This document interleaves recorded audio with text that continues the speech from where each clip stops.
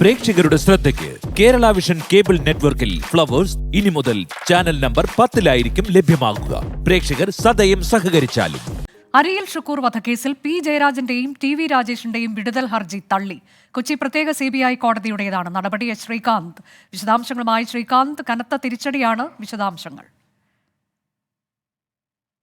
വരുന്ന ഏറ്റവും പുതിയ വിവരമനുസരിച്ച് പി ജയരാജന്റെയും ടി വി രാജേഷിന്റെയും വിടുതൽ ഹർജി തള്ളിയിരിക്കുകയാണ്. ഇതിൽ പ്രധാനമായും ചൂണ്ടിക്കാണിക്കുന്നത് ഈ ഇരുവരും നേരത്തെ ഇതിൽ കൃത്യമായ തെളിവില്ല എന്ന് ചൂണ്ടിക്കാട്ടിയാണ് ഹർജി നൽകിയിരുന്നത്. പക്ഷേ അത് കോടതി, പ്രത്യേക CBI കോടതി, കൊച്ചിയിലെ CBI കോടതി അത് തള്ളിക്കളഞ്ഞു. ഗൂഢാലോചന കുറ്റമാണ് പ്രതികൾക്കെതിരെ ചുമത്തിയിരുന്നത്. പി ജയരാജനും ടി വി രാജേഷിനുമെതിരെ തെളിവുണ്ടെന്നും വിടുതൽ ഹർജി നിയമപരമായി നിലനിൽക്കില്ലെന്നും വ്യക്തമാക്കി ഷുക്കൂറിന്റെ അമ്മ ആത്തിക്ക ഹർജിയിൽ കക്ഷി ചേർന്നിരുന്നു. അവർ ചൂണ്ടിക്കാണിച്ച പ്രധാനപ്പെട്ട കാര്യം ഈ ഹർജിയിന്മേൽ തെളിവുകൾ, സാക്ഷിമൊഴികൾ, അതോടൊപ്പം തന്നെ സുപ്രധാനമായ സാക്ഷികൾ എന്നിവർ ഉണ്ട് എന്ന് അവർക്ക് അവിടെ സ്ഥാപിക്കാനായി, CBI കോടതിയിൽ സ്ഥാപിക്കാനായി. അതിന്റെ അടിസ്ഥാനത്തിലാണ് നിലവിൽ ഇപ്പോൾ കോടതി ഈ ഹർജി തള്ളിക്കളഞ്ഞിരിക്കുന്നത്. എന്തായാലും പി ജയരാജനെ സംബന്ധിച്ചിടത്തോളം, ഒപ്പം ടി വി രാജേഷിനെ സംബന്ധിച്ചും വലിയ തിരിച്ചടിയാണ് ഈ കേസിൽ ഉണ്ടായിട്ടുള്ളത്. ശ്രീകാന്ത്, ഇതിൽ കോടതിയുടെ നടപടികൾ ഏത് തരത്തിലേക്കാണ് പോയത്? ഇത് നേരത്തെ ഹൈക്കോടതിയിലൊക്കെ വന്ന കേസാണ്, അതിനുശേഷമാണ് അത് CBI കോടതിയിലേക്ക് എത്തിയത്. അപ്പോൾ ഈ കുടുംബത്തിന്റെ, പ്രത്യേകിച്ച് മാതാവിന്റെ ഒക്കെ ഭാഗത്ത് അവർക്ക് എന്താണ് പറയാനുള്ളത്? ഇത്തരം കാര്യങ്ങളിലേക്കൊക്കെ കോടതി അന്ന് പോയിരുന്നില്ലേ ശ്രീകാന്ത്?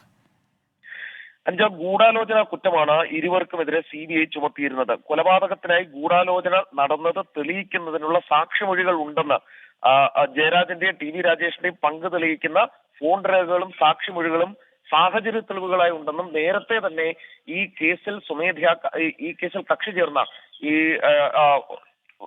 മരണപ്പെട്ട ആളുടെ അമ്മ, ഷുക്കൂറിന്റെ അമ്മ ആത്തിക്ക കോടതിയിൽ അറിയിച്ചിരുന്നു. അതിന്റെ തെളിവുകൾ ഹാജരാക്കാനും അവർക്ക് സാധിക്കുകയും ചെയ്തു. അതിന്റെ അടിസ്ഥാനത്തിലാണ് ഈ കേസിൽ ഇപ്പോൾ തിരിച്ചടി ഉണ്ടായിട്ടുള്ളത്. ഈ വാഹനം ആക്രമിക്കപ്പെട്ട ശേഷം പി ജയരാജനും ടി വി രാജേഷും പ്രവേശിക്കപ്പെട്ട ആശുപത്രിയിൽ വെച്ചാണ് ആക്രമണത്തിന് ആസൂത്രണം നടന്നതെന്നാണ് കുറ്റപത്രം. അത് തെളിയിക്കാൻ അല്ലെങ്കിൽ അതുമായി ബന്ധപ്പെട്ട രേഖകൾ ഈ വിടുതൽ ഹർജി പരിഗണിക്കുമ്പോൾ ഹാജരാക്കാൻ സാധിച്ചു എന്നുള്ളതും വലിയ തിരിച്ചടിയായിട്ടുണ്ട് പ്രതികൾക്ക്. എന്തായാലും നിലവിൽ ഈ നിയമ പോരാട്ടം തുടരും എന്നുള്ളതാണ് അഭിഭാഷകനും ഇപ്പോഴും അറിയിച്ചിട്ടുള്ളത്. ഈ കേസിൽ കൃത്യമായി ഈ ഗൂഢാലോചന കുറ്റം നിലനിൽക്കും, ഇവർക്ക് വിടുതൽ ഇല്ല എന്ന് തെളിഞ്ഞ പശ്ചാത്തലത്തിൽ തക്കതായ ശിക്ഷ കിട്ടും വരെ ഈ കേസുമായി മുന്നോട്ട് പോകുമെന്നാണ് അഭിഭാഷകനും അറിയിച്ചിട്ടുള്ളത്. ഇതിൽ ശ്രീകാന്ത്, ഈ തെളിവ് ഉണ്ട്, അത് ഫോൺ സംഭാഷണം അടക്കമുള്ള തെളിവുകളുണ്ട് എന്നൊരു വാദം ഇതിൽ നേരത്തെ ഉയർന്നു വന്നതാണ്. മാതാവിൻ്റെ ഭാഗത്തുനിന്ന്, ആത്തിക്കയുടെ ഭാഗത്തുനിന്ന് ആ തരത്തിലേക്കൊക്കെയുള്ള വാദങ്ങൾ ഉണ്ടായിരുന്നു. അഭിഭാഷകൻ അങ്ങനെ ഒരു വാദം കോടതിയിൽ ഉന്നയിച്ചിട്ടുള്ളതാണ്. നേരത്തെ ഗൂഢാലോചനയിൽ പങ്കെടുത്ത പലരും ഈ കൃത്യത്തിൽ പങ്കെടുത്തതിൻ്റെതൊക്കെയുള്ള തെളിവുകളുണ്ട്. അതിൽ ഇവരുടെ 2 പേരുടെയും ഫോൺ സംഭാഷണം അടക്കം പ്രധാനപ്പെട്ട തെളിവുകളുണ്ട് എന്നതൊക്കെ. അപ്പോൾ അത്തരം കാര്യങ്ങളെല്ലാം കോടതിയിലേക്ക് എത്തിയിട്ടുണ്ട് എന്നാണ് മനസ്സിലാക്കുന്നത്. അങ്ങനെയെങ്കിൽ ഇത് കുറച്ചുകൂടി ഗൗരവത്തിലേക്ക് ഈ കേസ് പോകുമെന്നല്ലേ അറിയുന്നത്?